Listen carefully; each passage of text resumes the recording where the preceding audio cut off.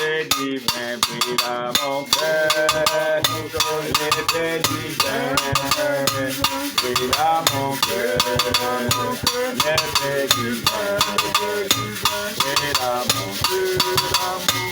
L'épée divine brille à mon cœur.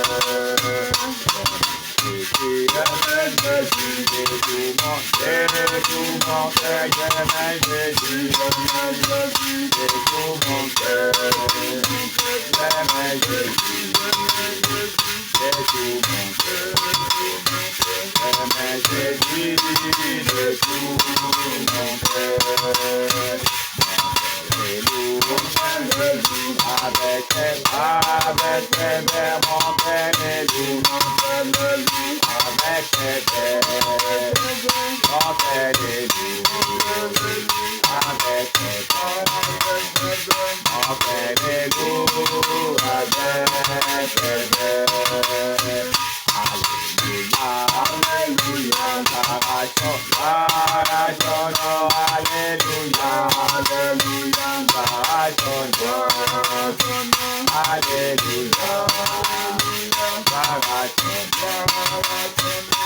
Alléluia, alléluia,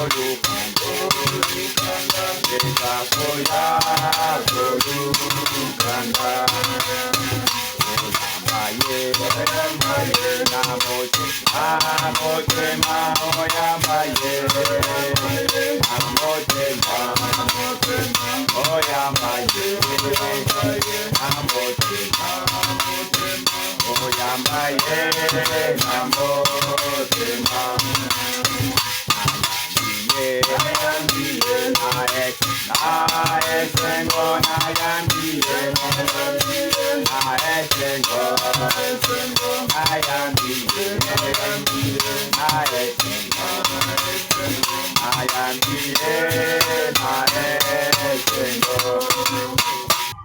Alléluia. Amen. Esipe bino lisumu te na kombo na Nkolo na biso Yesu Kristo. Amen. Ezali na esengo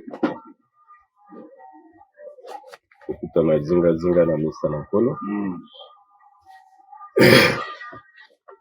oya kolia na table na ye. Amen.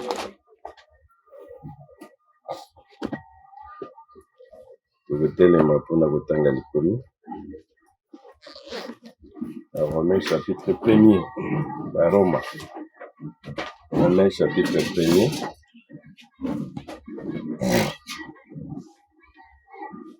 ozwa na verset ya liboso tina oyo ya mibale. Romains chapitre 1er. De la part de Paul, serviteur de Jésus-Christ, appelé apôtre et choisi par Dieu pour annoncer la bonne nouvelle. Otalelaka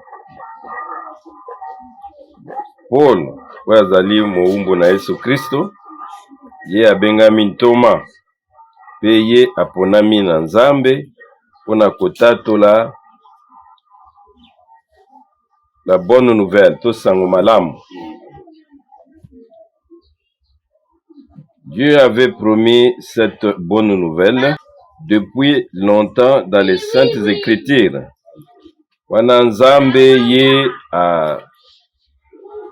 prometaki déjà sango malamu oyo kati na makomi na boule par l'intermédiaire de ses prophètes. Kotalelaka na nzela ya basakoli na ye. Amen. Kosenga frère Denis Abonde. Bonza likolo pese mokonzi bakonzi nkolo bankolo. Totondi botondi pona litangi malamu mpono Seigneur. Oyo uti na monoko na moto te me uti pai na yo utalola. Amen. Ote motangi atangi oyo ekomamaki na nzela basakoli. Merci mokonzi pona litangi oyo. Tikete toyoka koloka pamba te me tozela ndimbola ko te pai na yo. Amen. Kimia na yo ekamba biso na kombo na Yesu Kristo. Amen. Amen. Amen. Amen. Koyi kufanda. Évite semaine mobimba Nzambe asololi na biso puissamment. Et lelo toko solola sir kotalelaka action surnaturelle oyo Nzambe azali kobongisa. Amen.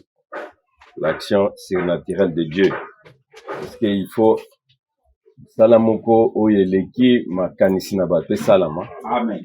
On est Nzambe a confirmé le loba na ye.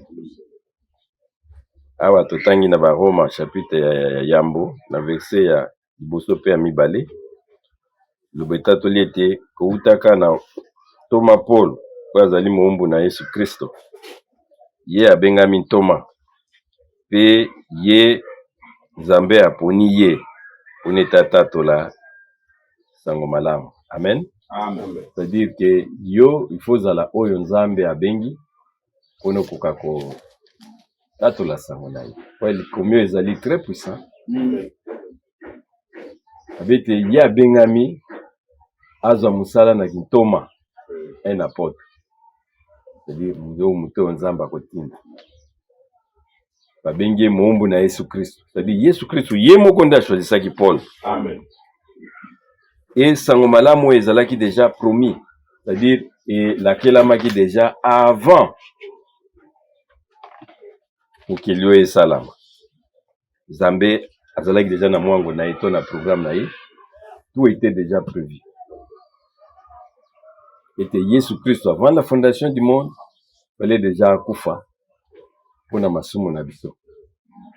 Atinete ezala na makasi na mutu te, ni par la force, ni par la puissance. Ton la puissance na mutu. Okolo betenga inde na bikisami te. Biso tozalaki batu pamba. Nzambe abengi biso na nzela sango malamu. Betela déjà une promesse. Uta tangu nakala. Nzambe alakaki yango na nzela ya batoma. Sango malamu ngo ezali nani? Yesu Kristo. Je viendrai moi-même et je vous sauverai. Ngai moko na koya, pe ngai moko na kobikisa bino. C'est-à-dire munzamba za na posa ya makasi na yote. Soki aprometaki déjà sango malamu oyo liboso te mokile salama, c'est-à-dire ayebaki yo. Soki yo okoyamba sango malamu oyo. Mais nous avons un effort moko te. Ba accusateur ya ba frère bazali. Soko tanli na mukanda ya Zacharie, to banana na Zacharie chapitre 1 na verset 1er. Ona tokoka kokota na kati ya koyeba évangile yango ezali nini, la bonne nouvelle sango malamu oyo. Na Zacharie chapitre 3 na verset 1 à 3. Wana nkolo alakisi ngai nganga nzambe o monene Yeshua to Josué ye atelemaki liboso na mwanze na kolo. Pe Satana ye pe azalaki na loboko na mobali ya Yoshua pona kufunda ye. Wana mwanze alobi na Satan oyo azalaki kufunda tike ete kolo akwa ko réduire yo na kimia. Zambe akangisa yo monoko. Oyo ye aponi Yerusalem. Aponi Yeshua. Yazali lokola mwa lititi oyo babimisi ye katikati na moto. Wana Yeshua azalaki liboso na mwanji na nkolo. Alataki bilamba ya salite. Wana mwanji azalaki condamné. L'ange ordonna à ceux qui l'accompagnaient de lui enlever les habits sales. Amen. A ordonné naba oyo bazalaki ko accompagner bolongole bilamba ya salite wana. J'étais débarrassé de toutes tes fautes. Ngana longole lio mabe na yo nyonso. Et je vais te revêtir d'habits de fête. Ngai na kolatisa yo bilamba ya fête to ya pona esengo. Il donna également l'ordre de mettre un turban propre sur la tête de Yoshua. Payé asengaki te na mutu na epe balatisa ye ebendele moko ya po ezali peto. Awawa bazolakisa biso sur le bomoi ya grand prêtre oyo azalaki nganga nzambe monene Yeshua. Habite oyo musala o mutu mumbu musali o Josué. Ya azalaki kosalela nzambe. Mais Satan azalaki kotalaka na nzela na mabe oyo azalaki mutu azalaki na yo. Amen. Et ye azalaki pembeni na mwanji na nkolo pour accuser. Je dis babite les accusateurs de frères. Tout celui qui accuse a un esprit mauvais. Amen. Et ici c'est Satan qui accuse. Pour que tala musali na yo, tala comportement na yo. Babite kolo atangisa kie munoko. Tout ce que Seigneur alobaki te bolongole bilamba ya salite wana. Amen. Ça dit soba tali biso. Esprit, âme, corps. Mutu moko akokite na misu na za. Amen.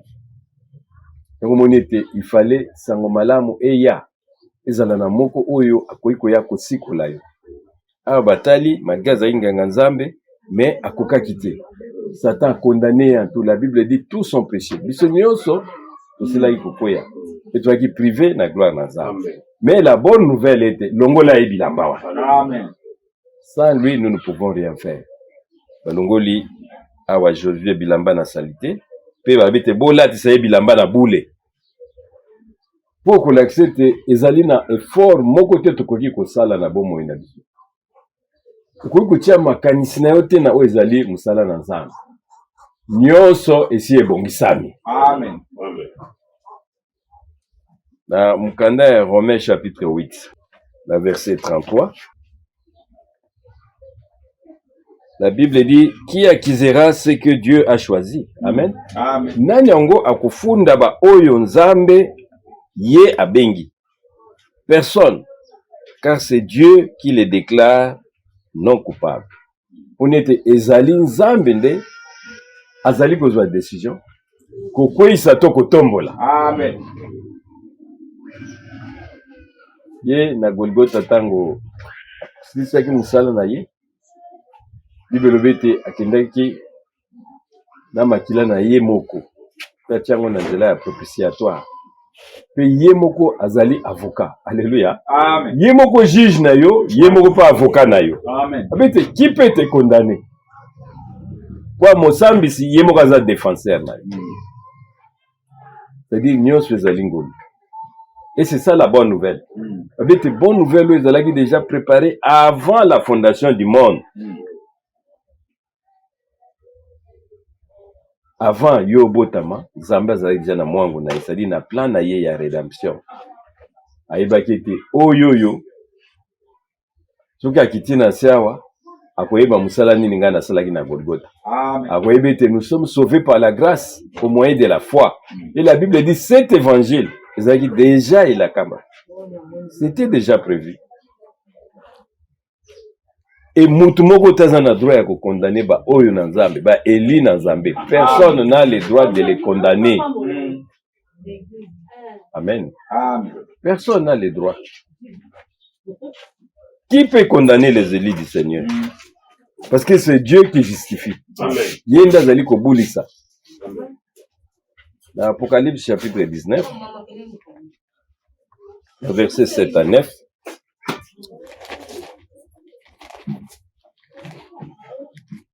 Apocalypse 19, verset 7 à 9. Réjouissons-nous et soyons heureux. Rendons-lui gloire car le moment des noces de l'agneau est arrivé et son épouse s'est préparée. Ah, bazotali ça déjà. Kuna tozali kokende. La fête des noces. Kenkola weya kozwa biso pe komema biso kuna epa nini to kende kesepela na mobali na libala. Bible lobi ete déjà Jean amonaki yango. Ete mwasi na libala aza déjà préparé. Amen. C'est déjà makambo ya lelo te. E utaki liboso mokili esalama. Amen. Eye kokokisama na ntango na biso pe si ekokisamaka. C'est-à-dire aux eloko ya kosala te. Oh, ajouter. Non. La Bible dit on lui a donné des vêtements faits d'un tissu de lin brillant et pur. Les tissus de lin représentent les actions justes du peuple de Dieu. C'est-à-dire, oyo, moi, si na libala. Zamba si abongisa bilamba. Paul si amonaki yango. Nani, Jean amonaki yango na île Patmos. C'est-à-dire, bilamba, ils ont déjà préparé. Pour na moko. C'est-à-dire, ceux qui ont allé, kati na mwasi na libala, ozali kati na mwasi na libala, yeba ki nyonso eza déjà prêt pour na yo. Amen. Et utaki déjà avant la fondation du monde, et kokisami na tango na biso na se oyo, o sango malamu oyo, puis Bible était déjà pour la monaki lingomba. Ce qui kombo eza kati na ba epola monaki. O lingo lingate na fête de noces wana okozala. Amen. Bapesi déjà bilamba. C'est ça la bonne nouvelle. C'est-à-dire aux années eloko moko te ya ko fabriquer non. Kolo akokisaki nyonso tout na Golgotha. Mukanda ba Colossiens chapitre 1er na verset 21. Colossiens chapitre 1er na verset 21. La Bible dit vous aussi vous étiez autrefois loin de Dieu. Bino pe bozalaki mikolo eleki. Bozalaki musika na Nzambe. Vous étiez ses ennemis à cause de tout le mal que vous pensiez et commettiez. Pe bino bozalaki musba enemi na ye. To ba telemeli mililo nkolo. Na nzela makanisi na bino, na misala na bino. Mais maintenant, par la mort que son fils a subi dans son corps humain, Dieu vous a réconcilié avec lui. Alléluia. Amen. C'est-à-dire, biso tozalaki nil, des condamnés. Pendant nzela kaka ya Adam, ndeko tomona kiango botami ozali déjà mutu na lisumu. Yango lobebite tout son péché et bazali privé de la gloire de Dieu. Biso nyonso na makanisi na biso na misala na biso tozali déjà ba oyoyo tozali sans Dieu dans le monde. Et Bible ezongiseli biso lobi ete mais maintenant par la mort de son fils, il fallait que yemo konkolo aya aya na nzela na nzoto po tomona ete lisumu ekotaki na nzela na nzoto. La Genèse 3:15 Bible va dire la sémence de la femme écrasera la tête du serpent. Tango mwasi akotisi lisumu mobali na ye alandi likolo wana humanité mobima na nzela ya Adam tozalaki bato tobebaki tokufaki tozali rien na miso na Nzambe, mais c'est par grâce que nous sommes sauvés. Amen. Ndenge lisumu ekotaki na nzela na nzoto, il fallait que ye moko nkolo aya na nzela na nzoto akwa kosikola yo, c'est-à-dire kosomba yo, korachete. Toza bato oyo barachete biso, badélivre biso, babimisi biso na ekangolami na prison. Aye asopi makila na ye kuna na Golgotha, obomo ezali katikati na makila. Amen. Akufi mpo na yo, Bible bete sans effort na nzela ya condamnation. Mabe ya mutu moko azalaki incrédule, mais na nzela pe ya mutu moko na nzela musala asele biso na nzoto oyo akokisi posa na Nzambe nyonso. Babeti na nzela na mwana na ye, c'est-à-dire Nzambe alati nzoto babengi ye mwana. Kondimo ya solo ezali ete toko akondima ete le vrai Dieu Nzambe na solo abikisi biso na nzela na mwana. Amen. Nous a sauvés par son fils Jésus-Christ. Amen. Amen. Et tant qu'il y a sekwi à ce qui pour notre justification. C'est-à-dire masumu na biso nyos ils allaient qui jeter dans l'océan de l'oubli. C'est aujourd'hui mukanda ya Michée chapitre 7.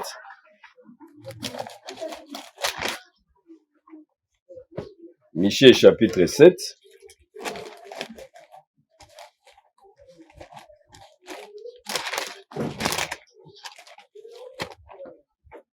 À partir du verset 18 à 20.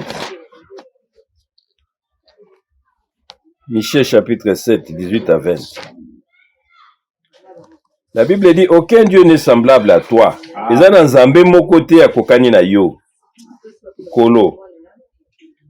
Toi, tu effaces la faute. Tu pardonnes la révolte du reste de ton peuple qui a survécu. Yo zali kolimbisa. Botombuki. Ya libota na yo oyo ba kokaki ko bika. Ta colère ne durera pas pour toujours. Kanda na yo ko umela seko na seko tie.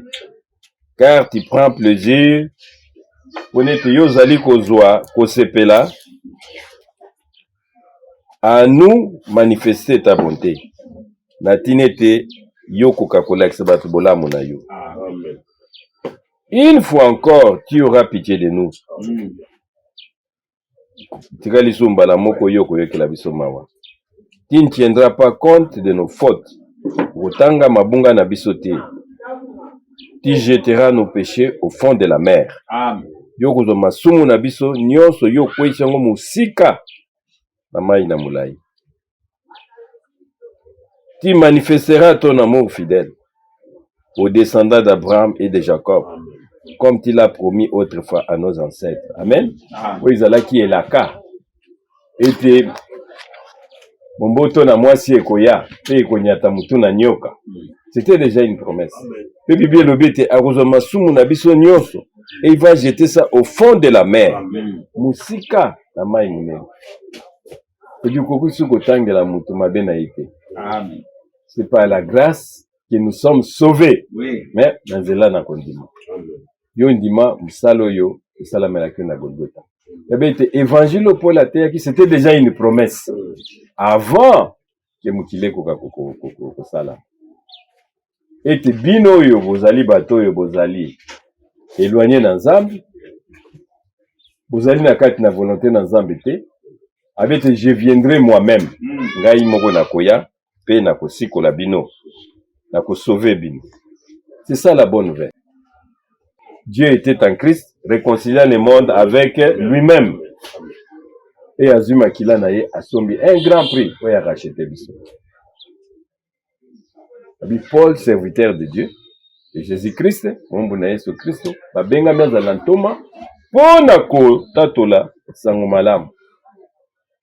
L'évangile de Jésus-Christ. La bonne nouvelle.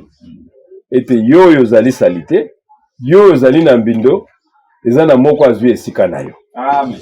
Ndenge bisaki bayebite botala grand prêtre Yashua Josué bolongola ye bilamba wana bolatisa ye bilamba na sika e batali deja kuna na nkembo son épouse s'est préparée. Mwasi na ye deja azali préparé balatisa ye deja bilamba ya boule. Nous sommes déjà préparés, le Seigneur a tout fait. Amen. Et à l'obété, c'était ici une promesse qui manifestera ton amour fidèle. Yo okumonisa bolingo na yo na boule na ba oyo baza bakitami na Abraham pe bakitami na Jacob. Comme tu l'as promis, c'était déjà une promesse. Gai moko na koya, penga moko na kosikola bino. C'est ça la bonne nouvelle. Sango malamu. Oyo batindaki pola ko koteya. Et que bino bozali ba oyo bozali libre. Amen. Mutakoki ko condamner bino te. Etango kolo asekwi, masumu na biso nyonso etikalaki na se. Bible lobete, il est ressuscité. Il y a ceux qui pour la justification na biso. Amen. Maintenant, point de condamnation pour ceux qui sont en Jésus-Christ. Voilà l'importance. Il y a kondima. Kondima Yesu Christ, kondima musalo aselaki na Golgotha. Na Hébreux chapitre 9, na verset 14. Na Hebelo. Hébreux chapitre 9, na verset 14.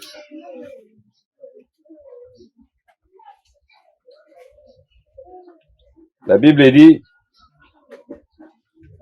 s'il en est ainsi, combien plus efficace encore doit être le sang de Christ par l'Esprit éternel. Il s'est offert lui-même à Dieu comme sacrifice parfait. Son sang purifiera notre conscience des actions néfastes pour que nous puissions servir le Dieu vivant. Alléluia. Amen. Maintenant, c'est un évangile du sang. Amen. Makila na boule. Abete a combien plus forte raison. Makila oyo ekopetola yo. Pone te yo koka kosalela nzambe na bomo. C'est-à-dire que makila là c'est un grand prix. Oyo kokane eloko mususu to nzamba futaki. Pone te yo nanga tozala ba oyo babengami bana na nzambe. Déjà racheté. Les ali mutute. C'est ça même la base de l'évangile. Paul, Mosali na Yesu Christ, Moumbu na Yesu Christ, abengami pona kotatola la bonne nouvelle. Sango malamu ezalaki déjà une promesse. Amen. Tumuna kiangote, tango batombolaki nyoka kuna na Golgotha, na Zamba, na désert. Mutufala yeba, akanisete, réellement momboto na nyoka ekoya, pe ko écraser la tête du serpent. Ekonyata mutu na nyoka. Pe na Golgotha yango ekopisamaki. Yesu Christ ayaki, po azalaki déjà une promesse.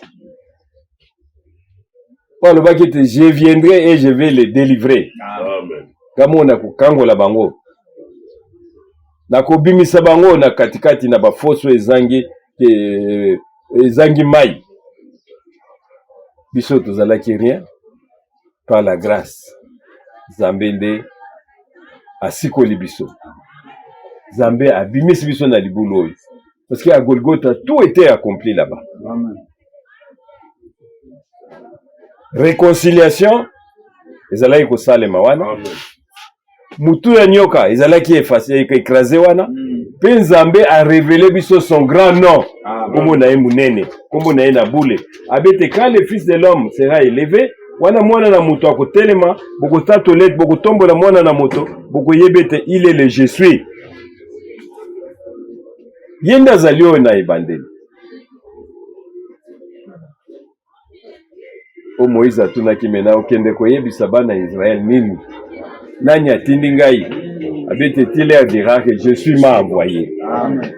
A révélé biso kombo na ye. Qui est le Yahweh de l'Ancien Testament. C'est lui Yahshua, le Jésus dans le Nouveau Testament. C'est lui le Jésus.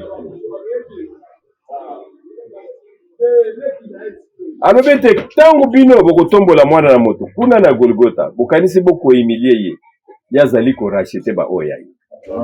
Je vais attirer tous les miens ba elinyo surtout ba koya mais ayeba yo avant d'abord la fondation du monde. Tout le monde était, c'est un évangile qui a été promis.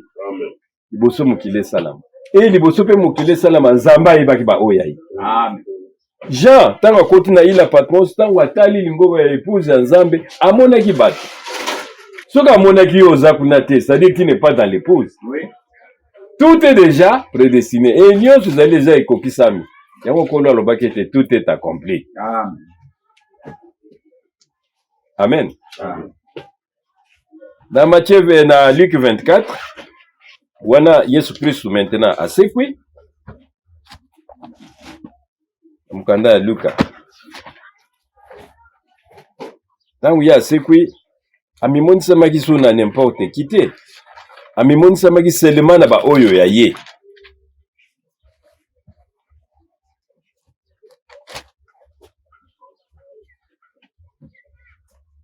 Dans Luc 24,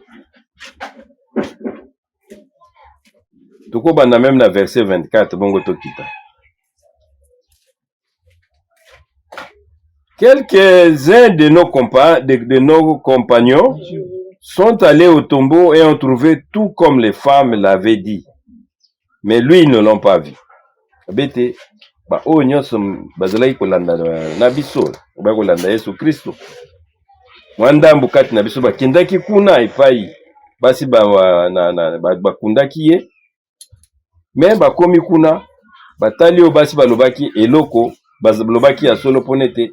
Tombeau ezalaki vide, yazalaki te. Alors Jésus leur dit, payez ce que ça ebisi bango. Gens sans intelligence, que vous êtes là à croire tous ceux qui ont annoncé les prophètes. Amen. Amen. Bete bino ndenge nini. Bozali batoyo, mayele zali mukuse. Kui kondimate makambo nyonso, oyo basakoli na balobaki. Ne fallait-il pas que le Messie souffre avant d'entrer dans sa gloire? Et bon gagete Messie anyokwama liboso te yakota na nkembo na ye. Puis il leur expliqua ce qui était dit à son sujet dans l'ensemble des Écritures. Alléluia. Pe nanzela makomi nyonso dans toutes les Écritures kolo a expliqué bango oyo nyonso etalaki ye. Après lycée kwa na ye amimonisi na ba oyo ya ye babete réellement ndenge ye moka alobaki asekwi. Azali suna kundati. Basi bamonaki pe ba oyo ya biso ndambu bamonaki bakomi kuna kundezalaki vide. Wana bazoyeba te na nzela ya Emmaüs bazalaki kotambola na ye moko kolo. Awa bandi kolakisa bango makomi. Pe nsima aye kofungola bango na tina ete bakoka koyeba fungoli bango mayele na tina ete bayeba makomi, les Écritures.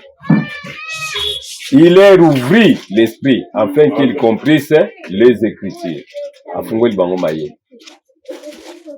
Soki nzamba afungoli yo mayele te okoki koyeba makomi te. Amen. Amen. Amen. C'est pourquoi on était toute la semaine ici, c'est vraiment la prophétie. Amen. Po nzambe afungoleli biso. Afungoleli biso liloba. Pour n'être pas oyo ba yesika bakuwa kososola aussi profondeur ya liloba na nzambe. Dans toutes les Écritures. Afungoli bango mayele. Et la parole prophétique, Bible elobete, le Seigneur ne fait rien sans avoir se révélé son secret à ses serviteurs, le prophète. Amen. Et tout ça na âge babenyango âge prophétique. Amen. Fallait te mosakolia ya afungola maintenant, zamba fungola biso mabombani. Les sceaux, ce n'est pas mosakolinda fungoli baso, non. C'est l'agneau lui-même Kolo qui a ouvert les sceaux. Amen. Afungoli biso maliloba. Makambo e bombamaki. Utakala. Waebisaki Daniel, seul cette révélation. Bomba e moni celui. Tina tangu na suka. Amen. Ale mingi bakososola. Pe mayele komata. Amen. Amen. Amen. Et il fallait maintenant que Dieu envoie un prophète. na mukanda Matthieu chapitre 17. Wana nkolo azali katikati ye moko na se oyo. Bantoma bapusani pembeni na ye. Matthieu chapitre 17. À partir du verset 10. Puis les disciples interrogèrent Jésus.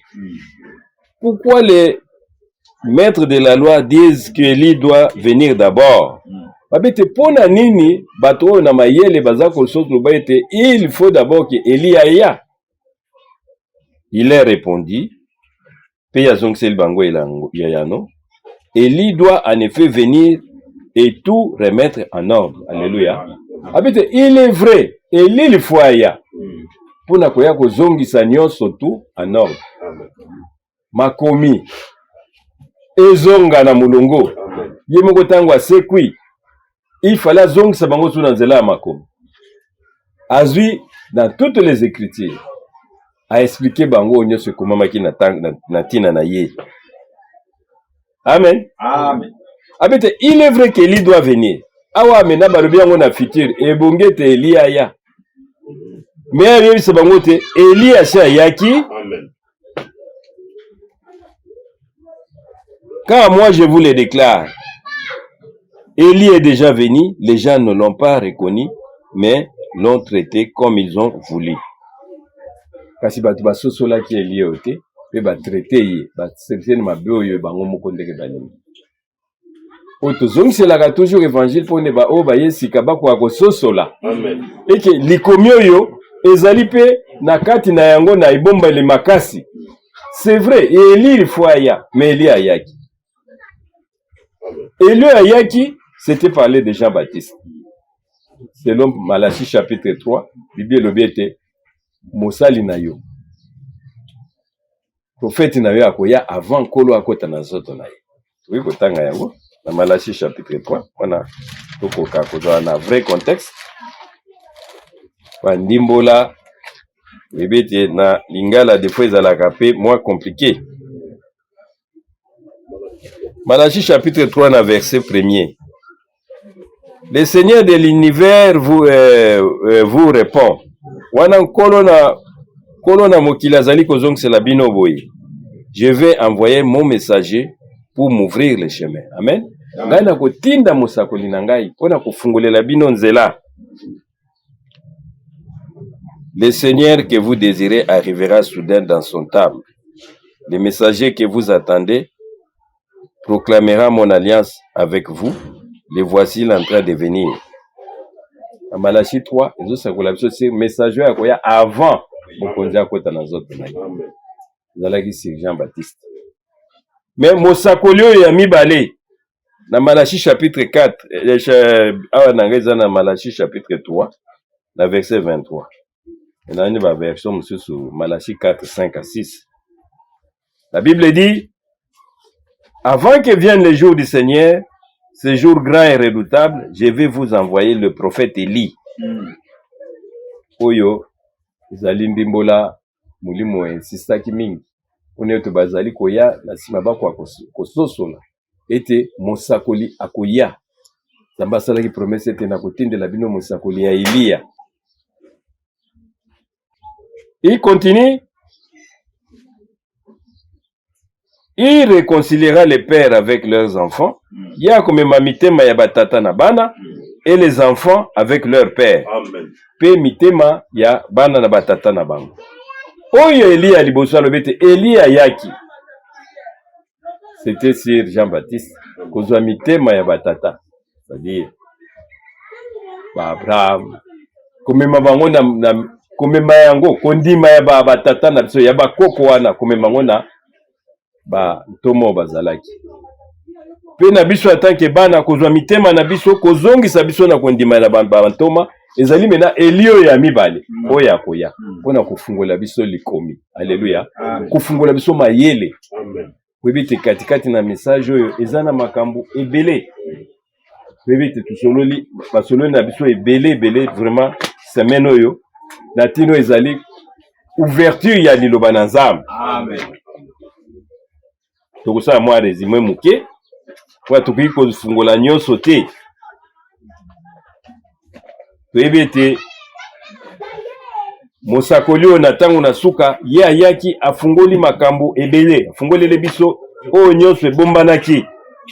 Ouverture de la parole, tokozwa une vie d'ensemble na yango. Na nzela ya mosakoli oyo ya ntango na suka yaki kofungola biso koyeba emoniseli na kati na Yesu Kristo. Yesu Kristo azali nani? Et le Yahweh de l'Ancien Testament, c'est Jésus-Christ dans le Nouveau. Amen. Yenda yaki kofungolela biso yango. O babengi Yahshua, pas Yehoshua, Yahshua, Yahweh notre sauveur. Abaite na koya ngai moko. Et il fallait que nkolo afungolela biso emoniseli oyo. Koyebete le je suis, c'est lui Jésus-Christ. Et atindele biso mosakoli parce que liloba oyo eza liloba ya lisakoli. Et yaka na nzela ya ntoma. Lisakoli oyo balobete, il est vrai que lui viendra. Mosakoli oyo Elia akoya. Afungole biso le mystère ya royaume des cieux. Babombani oyo ezali katikati na bokonzi na Nzambe. Na katikati na esika oyo toyebi bokonzi na Nzambe evandi esika nini. Dans la Bible, il sortez des milliers d'ailes, mon peuple. Bima katikati na bango. Parce que partout, la table est tondue na vomissement. Amen. Il faut aller là où il y a le royaume. Amen. L'homme ne vit pas de pain seulement, mais de toute parole qui sort de la bouche de Dieu. Amen. Là où il y a Jésus-Christ. Amen. Afungwebis aussi les métiers, les mystères de figuier qui symbolisent Israël. Tout le monde a gagné été tout comme une tango yo. Réellement, indépendance. Il fallait l'andana. Il va bien ta guerre à Poutine au Moutsu Salobi. Yes, Christ a en 2023. A dit ça, maquillé le trône dans les réseaux sociaux. Dans la Bible, personne ne connaît. Vous voyez, jour, vous voyez, date, non. Et puis, Babylone, c'était un faux prophète. Amen.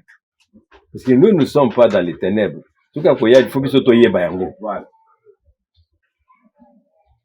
L'accès qui était habité, regarder les figuiers et tous les autres arbres. Depuis 1948, on y a 53 États, mais c'est que il y a plus de 193. C'est-à-dire qu'il y a indépendance. Il y a une colonie, et vous allez connaître en dehors il y a volonté ensemble. Oui. Le mystère du figuier. Oui, c'est Israël. Comme une nation depuis 1948. Puis, arbre moussous, mboka moussous, pays moussous, il faut fungwama. Puis, dans Zéla na yetozi, et moniseli sur la semence du serpent. Et moniseli. Ni ne le gars n'a jamais na jardin d'Éden. Batubele bayebi yangote. Oh, na mayele, na théologie kui koyeba yangote. C'était un mystère. Il fallait nzamba fungola biso na tango oyo. Il faut que c'est le mystère de l'iniquité. Pour y mettre siège, il y a Satan et Zali wapi. Voilà. Amen. Amen. Makambo mo ebele na katikati ya sangmalamu oyo. Les mystères de l'enfer, que l'enfer n'est pas éternel. Et bah comment la Bible que l'enfer est éternel. Non, l'enfer a été créé. Amen. Et ça n'a fait na yango. Oui. Amen. Ce qui est éternel, ça dit bato baza na masumu baza na vie éternelle. Yango monete tang mutasali le sumu baboya ki alia mbubema alia pardon fruit ya nzeto ya bomoy pour na vivre éternellement. Nous devons vivre éternellement na masumu na yo. L'enfer a été créé et l'enfer aura une fin. Amen. Et na nzela ya emoni seli otenkolo ya kofungola biso makambo ebombani. Afungoli biso aussi le mystère des 7 chandeliers qui sont les 7 églises. Amen. Où est passé dans 7 différents âges. Oui. Ba église où est qui na ba âge différents. Ce qu'on vu dans Apocalypse chapitre 20, dans Apocalypse 5 à 6, dans Apocalypse 1 à 12. Il y a l'âge d'Éphèse, l'âge de Smyrne, l'âge de Pergame, l'âge de Thyatire, l'âge de Sardes, l'âge de Philadelphie, l'âge de Laodicée. Tomoni yango na katikati ya lilobo tozali na yango. Amen. Kuna fungoli biso Si les mystères de l'ange puissant d'Apocalypse disent 1, enveloppé d'une nuée, voilà, tiens, on a moutou. C'est lui-même Christ qui descend comme étant messager de l'alliance, la nouvelle alliance dans Israël. La circonstance wana, Apocalypse chapitre 10, verset 1er, Azali koya uniquement pour l'Israël. Amen. On a bala na Israël. La biso toza déjà enlevé. Amen. Abete ponete Joseph amoni samana bande kuna kuna na Egypte, il fallait te mwasi na ya akota na ndako. Oui. Akoti si mwasi na ndako. Atika liye mona bande kuna aye kumimonisa katikati na bango. Akumimonisa na ba 144,000. Oh bazali les 144,000 réellement banana Israël. Eza tendenge bat bazali koteya kezali batu moko songolo. Non, ça il va se révéler aux enfants d'Israël. Amen. Et mystère wana tozu yango katikati na tangu na suka oyo. Babete il fallait aya ko rétablir ko zongisa d'abord liloba ndenge zalaki. Penko la yo l'acception il y aura encore un mystère, il y a Apocalypse 11:3 où le 2 juin bakoya kuna na mboka na Israël. Esprit ya Eli na Moïse bakoya pona ko évangéliser lisusu ba juif. Na tete bakoka ko achever la moitié ya 70 semaines de Daniel. Amen. Amen. Tout ça ce sont deux mystères. Oyo nkolo afungole biso na tango oyo.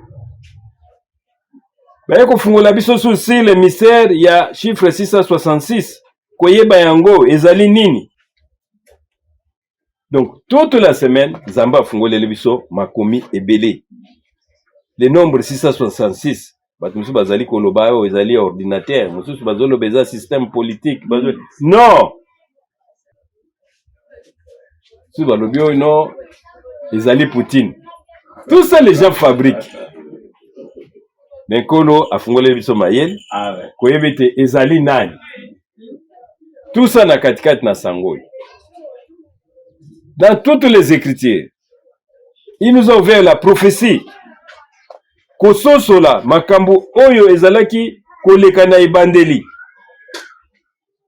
Sur les sceaux, voilà peut-être que vous moi résumé muke oyo l'Esprit nous a donné. C'est le mystère de sept sceaux. Dans Apocalypse chapitre 6, verset 1 à 2. Bible dit, j'ai regardé quand l'agneau ouvrit un de sept sceaux, et j'entendis l'un des quatre êtres vivants qui disait, comme d'une voix forte de tonnerre, viens. J'ai regardé, voici paraît un cheval blanc. Celui qui l'est monté avait un arc, une couronne qui lui fut donnée, et il partit en vainqueur et pour vaincre. Donc, c'est un frère qui fait traduire biso après tout qui est moins d'âme rapide. Amen. Pour nous ezali malakisio yo, mulimu pesi biso na semaine oyo. Photo zong sango sur les chandeliers. Tobani na Apocalypse, le premier saut. Apocalypse 6, 1 à 2. J'ai regardé. Quand l'agneau ouvrit un de sept seaux, et j'entendis l'un des quatre êtres vivants qui disait, comme d'une voix de tonnerre, viens. J'ai regardé et voici, paraît un cheval blanc.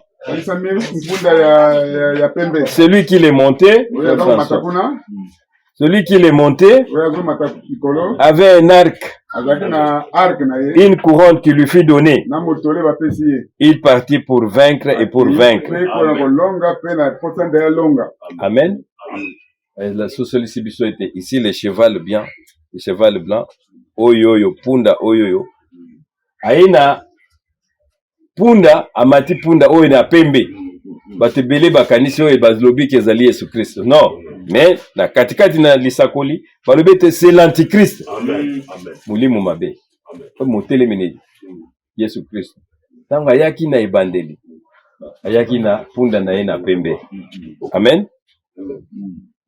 Wana zali ko boma par un esprit de mensonge. Amen. Kokosa. Kokosa biloko kutu zali kati na Biblia ya te.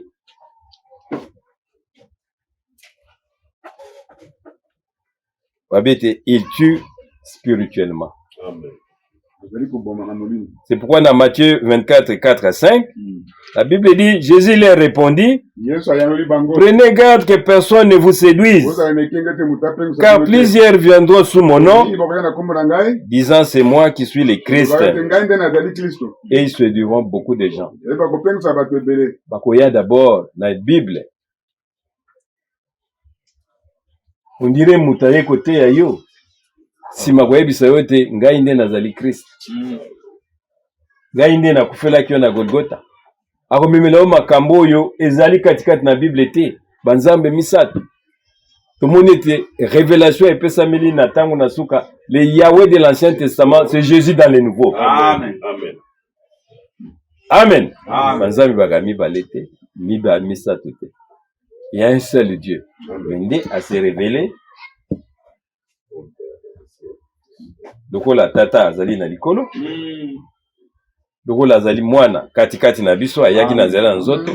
Et puis maintenant il vient à nous par le Saint-Esprit. Père, Fils, Saint-Esprit. Mais ça et non. Ce sont des titres. Amen.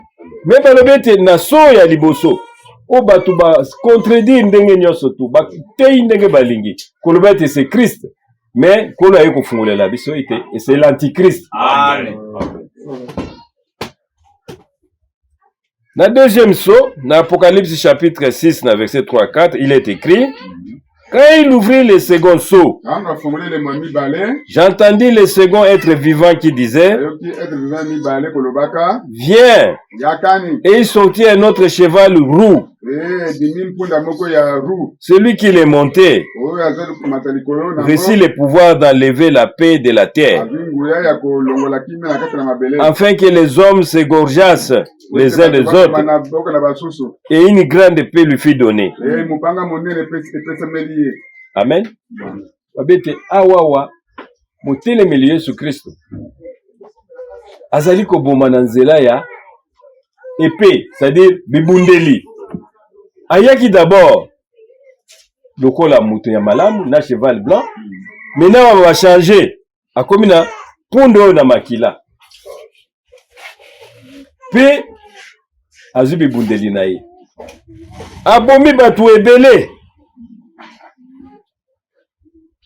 Babete na 1586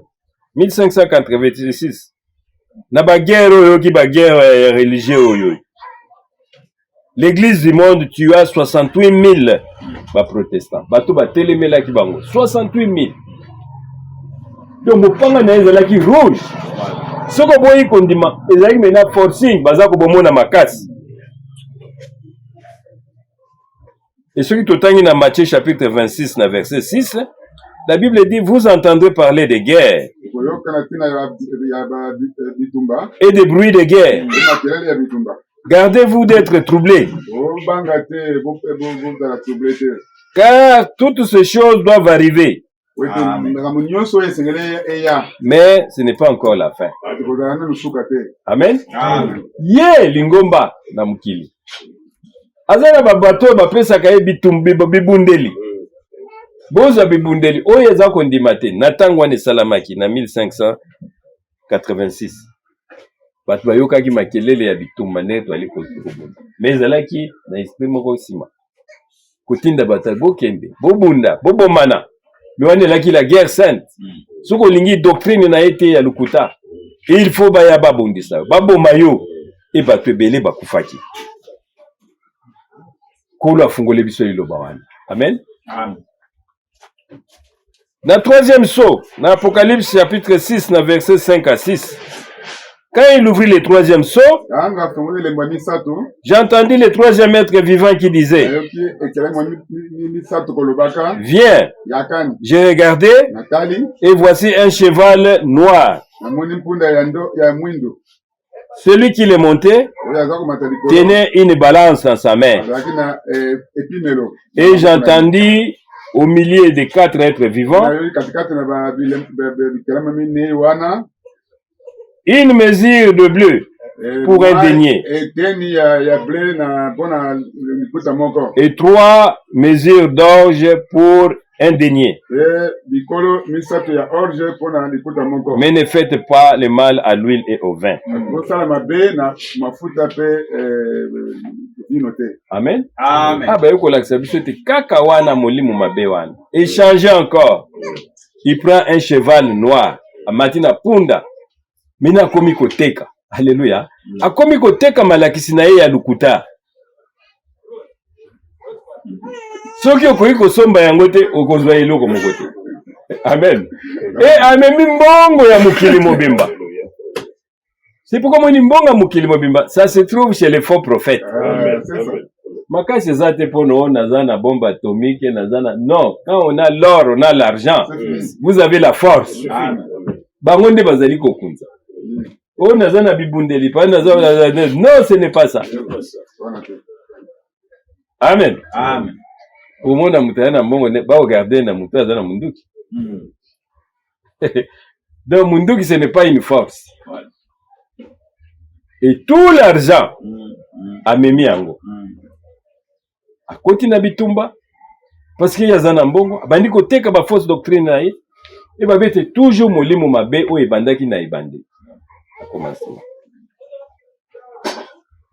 Na 4e saut, dans Apocalypse chapitre 6 verset 7 à 8, la Bible dit d'abord na 3e saut, ils allaient comprendre na écriture ya Matthieu 24 7. Il est écrit qu'une nation s'élèvera contre une autre nation, et un royaume contre un autre royaume. Il y aura en divers lieux de famine, puis un tremblement de terre. Tant on l'attaque, matina punda ou na noir, il comme on est kokisamaki. Maintenant, on a 4e saut. Pour makambo to kutanga première, deuxième, troisième, 4e saut, ils ont consigné l'ingomba otozali. Na ba période onyoso. Misusu c'est l'équipe. Dans Apocalypse chapitre 6, dans verset 7 à 8, la Bible dit quand il ouvrit le 4e saut, j'ai entendu la voix du 4e être vivant qui disait, viens. J'ai regardé. Et voici parut un cheval d'une couleur pâle. Celui qui s'est monté s'est nommé la mort. Amen. Maintenant, c'est là qui a mélangé ma couleur. A mélangé, souvent mélanger couleur ya pembe, au mélanger couleur ya rouge, au mélanger couleur ya noir et qu'on peut ça maintenant couleur pâle. Amen. La bête c'est la couleur de la mort. C'est-à-dire que na tango tozali tokomi na yango, na lingombo tokomi na yango na suka. Molimo azali kobima, koboma maintenant a mélanger makambo wana nyonso. Akoyela yo fausse doctrine, akoteke la bino liloba, akomemela bino baguerre, ye avandi na sima. Mais nyonso ezali molimo abende ezali kosala. Amen. Tanga moni moi discussion ezali ya koti pona boboma. Aza ko financer, aza ko pesa minduki. Mimina balobia wete, c'est un cheval pâle.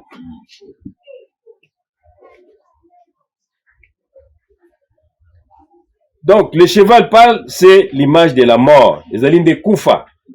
La séparation éternelle avec Dieu, au kabwani vraiment na Nzambe. Amen. Amen. Ah bah bête c'est l'écuménisme, à mélanger, c'est un mélange. Yé molimo mabe wana, à mélanger même mangomba. Que si tout le monde est au coma tina niveau wana kaka. Mangomba il faut être l'élément. Apocalypse chapitre 17. Bako sangana, mais yazana sima. Bino tubo sangana. Oya boyi ko sangama ko persécuter. Amen. Amen. Et la Bible dit dans Matthieu 28, 24, 1 à 8, tout cela ne sera que le commencement des douleurs. Amen. Ezaka ke bandeli ya pasi. C'est-à-dire mboko mukilo yo eloko mususu ya malamu ezate. C'est-à-dire akoti mena tina mangomba. Na Apocalypse chapitre 17, et pas totangaki, tokoki kozongela wana muke, Apocalypse chapitre 17.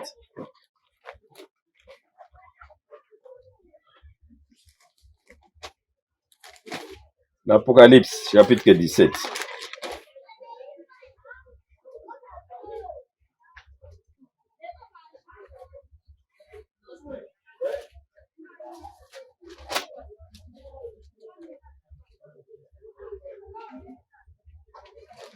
On va partir à verset 5.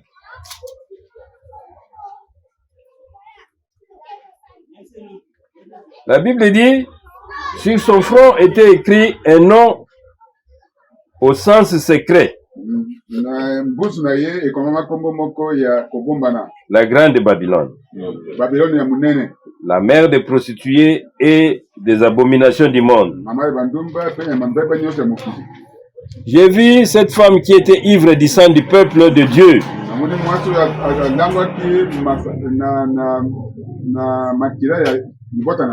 Du sang de ceux qui ont été mis à mort à cause de leur fidélité à Jésus. À la voyant, je fus saisi d'un grand étonnement.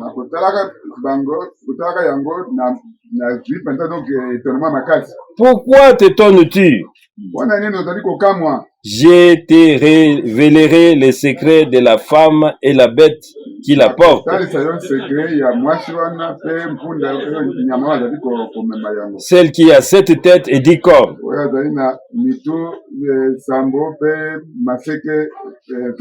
La bête que tu as vue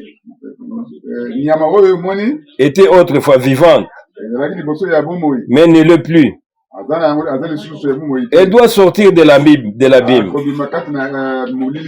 mais pour aller à sa perte. Les habitants de la terre, dont le nom ne se trouve pas inscrit depuis la création du monde dans le livre de vie, s'étonneront en voyant la bête. En effet, elle était autrefois vivante, mais elle ne l'est plus et elle réapparaîtra. Ici, il faut de l'intelligence et de la sagesse. Amen. Awe sengi bayele pe bwanya pona kososolesa makambo. Bi batu bakokamo. Mwasi oyo babengi ya ba mwasi na ndumba. Oyo alati vraiment bilamba oyo ezali kongenga. Yenda zali na wolo ya mukili mobimba. Et batu nyonso tout, même ba oyo mikonzi oyo ya mboka oyo babete posa na bango zali ete bakende ko détruire. Amen. Mais beaucoup kokisa yango ekokoka nanu te ti likomi ekokisama. Amen. Jusqu'à ce que la parole doit s'accomplir.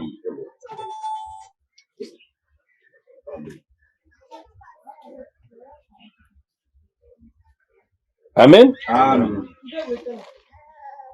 Botika yikaka ndengwana. Mais il faut utiliser toutes les puissances. Et nous sommes kolo afungole libiso likomi. Amen. Amen. Oyo semeno mobimba, c'était sur la profondeur de l'Apocalypse. Où ils allaient beaucoup oyo batu ebele bazali kososo la yango te. Amen. Amen. C'est-à-dire na suka, c'est l'écuménisme. Donc on était avec même dans l'Apocalypse chapitre 13, bakonjoy. Bazali ko kamba mukili oyo bakosala nini bako appuyer lingomba oyo ya lukuta wala bandaki kupanda kutambusa d'abord punda ya pembe na kokosa ayiko koma tina punda oyo ya pal mélange na tine te baza la sima na babengi ekiménisme pona kobundisa lingomba ba animé babengi yango l'image de la bête. Amen. Amen. Ce sont des choses oyo le Seigneur ne fait rien savoir révéler son secret à ses serviteurs, le prophète. Amen. Tout le monde qui a été même les États-Unis. Et vous allez en faire. Même une partie à Los Angeles. Et vous dites tout ça avant bisoto kwa kokeni. Pe bitumba misusu ya minene tokomona yango bisoto za na likolo. Amen. Amen. Amen. Tuzongi na Matthieu na toaki na Luc chapitre 24. Wande kotisi biso na partie pour ko lebete. Kolo afungoli bango mayele. Il leur ouvrit l'esprit afin qu'ils comprissent les écritures. Luc chapitre 24 pas tozalaki. Luc 24 à partir du verset 26. La Bible dit, ne fallait-il pas que le Messie souffre ainsi avant d'entrer dans sa gloire? Puis il leur expliqua ce qui était dit à son sujet dans l'ensemble des Écritures. En commençant par le livre de Moïse et en continuant par tous les livres des prophètes. Amen. Amen.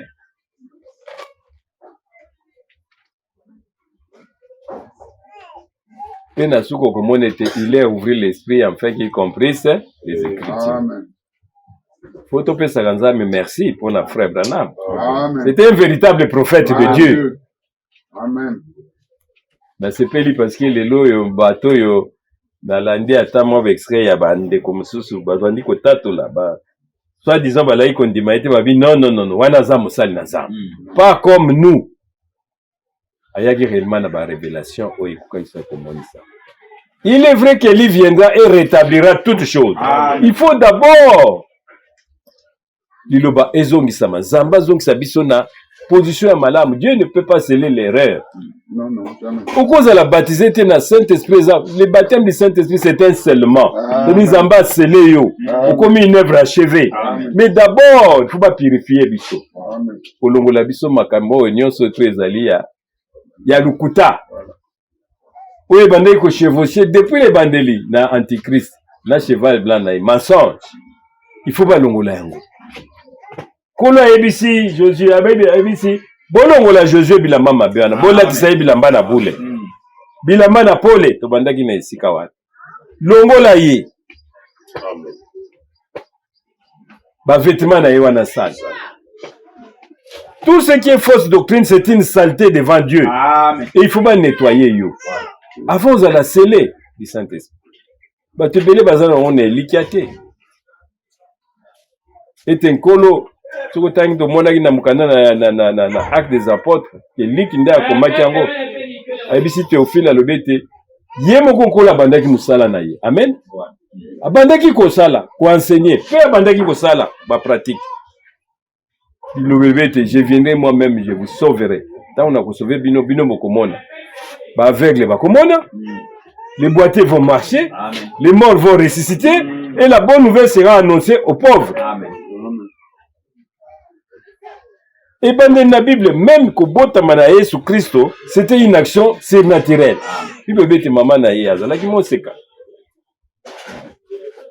Et c'était par la puissance du Saint-Esprit, moi, yaki. Et l'ingombo est bandagi dans le surnaturel, et vous souka dans surnaturel. Amen. Ma commune, il faut ça la lingomba. Mais d'abord, il faut qu'on doit faire biso mayel, à purifier biso. C'est ce que nous attendons maintenant, la dernière action. Aux Zambie face à la différence. Lingomba izaba batimati. Non, on a le bagité aller kotonga la église. Non, il a dit aller prêcher la parole. Amen. La bonne nouvelle, qui était une promesse avant la fondation du monde. Et Lingomba onasuka Zamba ko étendre liboko na ye pour faire la différence. Amen. La Bible dit, vous verrez de nouveau la différence entre ceux qui servent Dieu et ceux qui ne le servent point. Amen. Amen. Donc il faut une action puissante. Dans Mukanda, il y a Acte chapitre 1er. Dans verset 1 à 11. C'est ça là. Ça c'était la méditation et à l'élo. De quoi en direct. C'était une grande bénédiction. Acte chapitre 1er, verset 1 à 11. La Bible dit, dans mon premier livre, j'ai raconté tout ce que Jésus a fait et enseigné dès le début. Jusqu'au jour où il fut enlevé au ciel.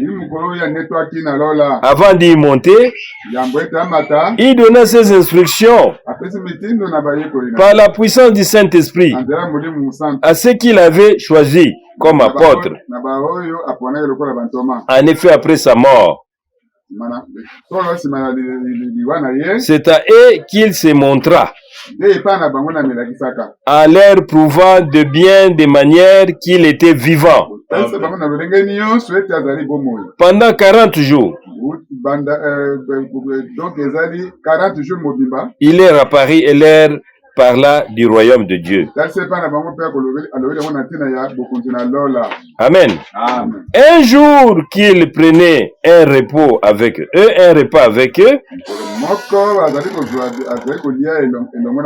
il leur donna cet ordre: ne vous éloignez pas de Jérusalem, mais attendez ce que le Père a promis,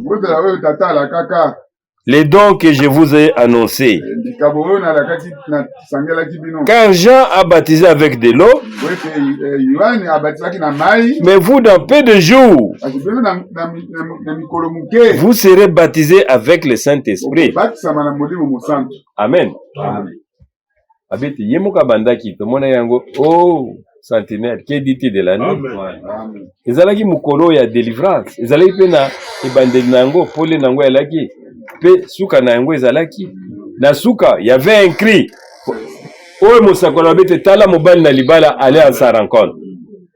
Awa kolo abete bozela bowela te bozela bokozala revêtu de la puissance d'en haut.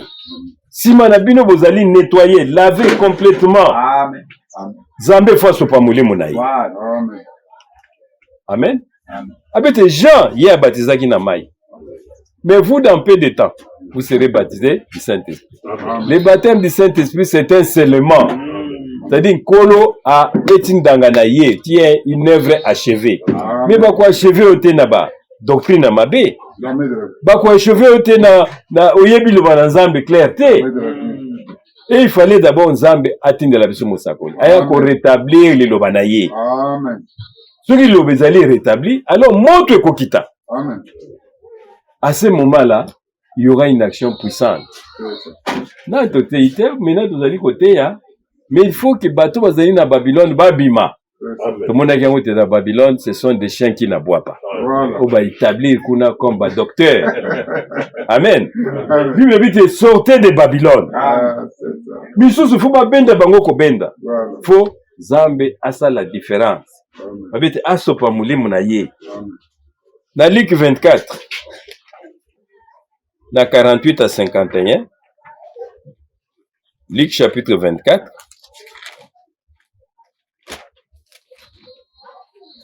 Wana Soukola Zali Kopesa sous la même promesse, à partir du verset 48.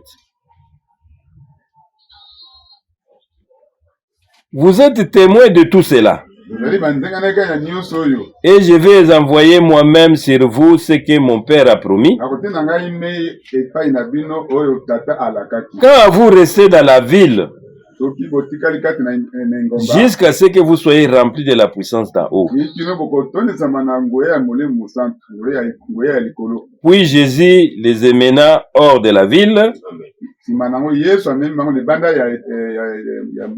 près de Béthanie, et là il leva les mains et les bénit. Pendant qu'il les bénissait, il se sépara d'eux et fit enlever au ciel. Quant à eux, ils l'adorèrent et retournèrent à Jérusalem pleins d'une grande joie.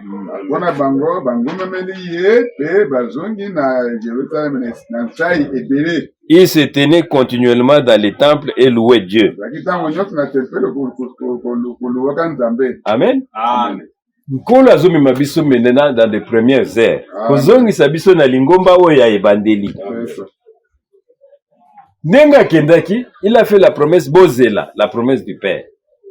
Et Koya, le Seigneur va répandre son esprit sur nous. Amen. Une puissance action. La Bible dit c'est une action surnaturelle de Dieu. Amen. Nenga zalaki na ebandeli ya libota mena kobota manaye, Bible dit la femme était couverte par la puissance de l'Esprit. Le Saint-Esprit surviendra sur toi. Et bisope, tu allez courir dans le temple, qu'on loue Nzambe continuellement. Mais dans l'espérance, tu allez Elikia. Nzambe doit nous sceller. Dieu doit faire la différence. Habite, vous verrez de nouveau la différence entre ceux qui servent Dieu et ceux qui ne le servent point. Amen. Dans Jean chapitre 14, dans versets 2 à 3. Jean chapitre 14. Ne soyez, à partir du verset 1er, ne soyez pas si inquiets, leur dit Jésus. Ayez confiance à Dieu et ayez aussi confiance en moi. Il y a beaucoup de places dans la maison de mon Père. Sinon, vous aurais-je dit que j'allais vous préparer le lieu de vous, où vous serez. Amen. Amen. Je vais vous préparer une place. Amen. Et je viendrai vous prendre. Et la voix était sortie, voilà l'époux aller à sa rencontre. Donc c'est le temps de la préparation pour le moment. Toujours là, retourne en colonne abisso Jésus Christ. Mais avant ya kozwa biso, il faut tous à la nettoyer complètement. Amen. Kobima de tout ce qui n'est pas de Dieu, de la mondanité. Amen. Sortez de l'incrédulité. Voilà. Sortez du milieu d'aide, mon peuple. Amen. Et je vous accueillerai. Amen. Bobima.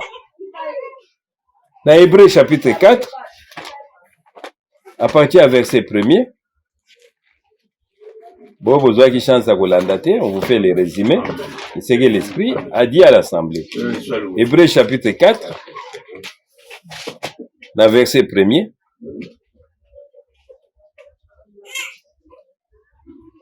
La Bible dit, Dieu nous a laissé la promesse que nous pourrons entrer dans le repos qu'il nous a préparé. Prenez donc bien garde que personne parmi vous ne se retrouve à avoir manqué l'occasion d'y entrer. Amen. Babete moko moko surtout eza katikati na biso. Bokeba. Moko a raté tes occasions. Amen. Il n'y a plus de temps. Amen. Tokota katikati na repos na ye. Dans verset 2. Car nous avons reçu la parole de Dieu, tout comme ceux qui étaient dans le désert. Oh, ils ont entendu ce message sans aucun profit. Car lorsqu'ils l'entendirent, ils ne le reçurent pas avec foi. Amen. Amen. Nous devons avoir la foi et l'obéissance. Amen. Puis, obéissance, elle est quoi appliquer. Amen. Oh, bazali quoi bisa bisa. Tout raté occasion yoté. Sortez du milieu d'elle. Avant que le Seigneur revienne nous prendre, aya kozabiso, il va répandre de son esprit. Nous en attendons au se préparer. Il a donné Matthieu 24, 45 à 46. D'abord, Matthieu 25 au verset 10. Oui, Matthieu 25 au verset 10. Que ceux qui étaient prêts entrèrent. Bango bazalaki prêts, bango bakotaki. Matthieu 25. Dans verset 10.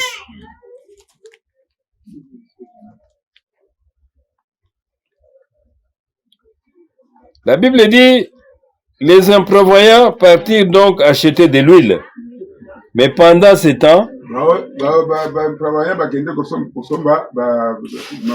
le mari arriva. Les 5 jeunes filles qui étaient prêtes entrèrent avec lui dans la salle de mariage.